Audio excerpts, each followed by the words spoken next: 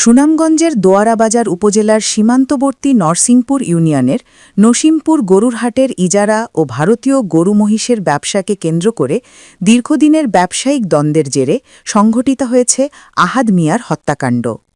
স্থানীয় সূত্র ও নিহতের পরিবার অভিযোগ করেছেন, এই ঘটনা একটি সংঘবদ্ধ বর্ডার সিন্ডিকেটের পরিকল্পিত হামলা হতে পারে, যার পেছনে রয়েছে কোটি টাকার লেনদেন ও আধিপত্য বিস্তার।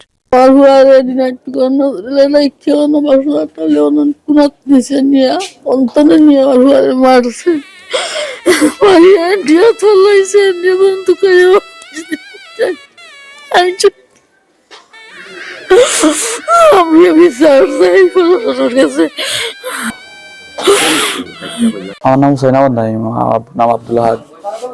তানোর ব্যবসায়িক তানোর পার্টনার লগে প্রায় দিন অনেকের আগ থাকেও তানোর দ্বন্দ্ব চলে।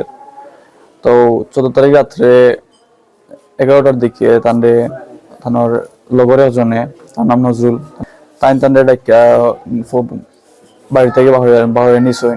এরপরের দিন আমরা খবর পাইছি যে আব্বুর মৃতদেহ ইন্ডিয়ার খাটাতারের ভিতরে ফালাই। যে যারা আব্বুর এই হত্যাকাণ্ডের সাথে জড়িত আছে তার উপযুক্ত আমরা বিচার চাই। তানোর অনেক আগে তা বাজার ইজারাদার লইয়া তানোর আর মাঞ্চল লগে আছে ঝামেলা আছে। তো আমরা সন্দেহ করলাম যে তারাও আব্বুরে নৃশংসভাবে হত্যা করছে। তারা যে দ্বন্দ্বটা হয়েছে এটা কোনো সময় শেষ হয়েছে না, এটা বিচার মানে ওই সময় বিচারের সমাধান হইলেও কিন্তু তারা। নরসিংপুর ইউনিয়নের নসিমপুর গরুরহাটের ইজারাদার আব্দুল আজিজ এবং নিহত আহাদ মিয়ার মধ্যে দীর্ঘদিন ধরে বিরোধ চলে আসছিল। পূর্বে তারা ব্যবসায়িক অংশীদার ছিলেন। চলতি বছরে আব্দুল আজিজ তার খালাতো ভাই আব্দুল মতিনের নামে গরুরহাটের ইজারা নেন। এরপর থেকেই দুই পক্ষের মধ্যে বিরোধ তীব্র হয়। ভারতীয় গরু মহিষের রসিদ সংগ্রহ, সীমান্ত নিয়ন্ত্রণ এবং মালামাল কেয়ারিং বিষয়ক দ্বন্দ্ব ক্রমশ বাড়তে থাকে।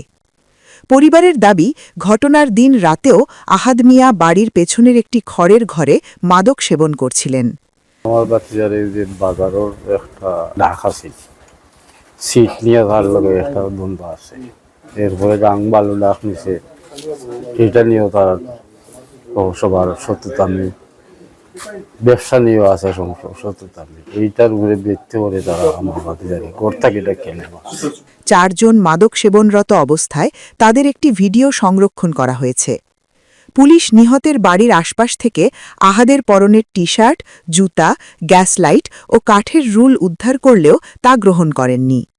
হত্যাকাণ্ডের পর অভিযুক্তদের মধ্যে কয়েকজন আত্মগোপনে যাওয়ায় সন্দেহ আরও বেড়েছে।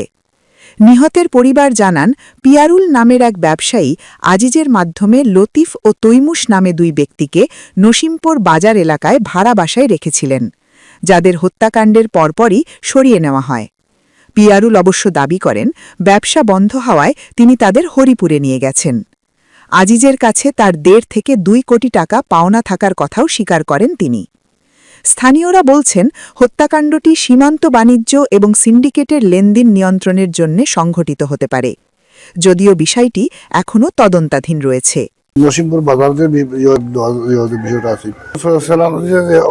আছে, শেয়ার আছে না কেন এখানে যে বাটপার্সিটা যারা আছে এরা কোনো সুযোগ সুবিধা না হয়, তার সাথে বাজারে করতে পারে না হিসাবে গাড়ি তার ভিতরে সত্য লাগছে।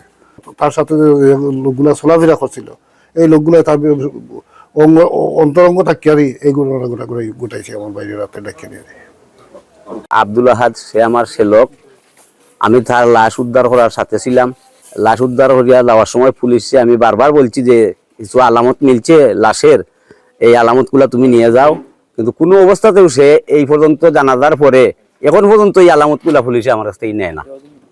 গতকালকে মামলা করতে গেছিলাম, ওসি সাহেবের কাছে আমি 2 বার গেছি যে স্যার আমার একটা এজাহার আপনি নিন। উনি আমার এজাহার নিছেন, আমার কথার উপরে ওসি সাহেব বলছে যে আপনারা যা মনে হয় তা করেন।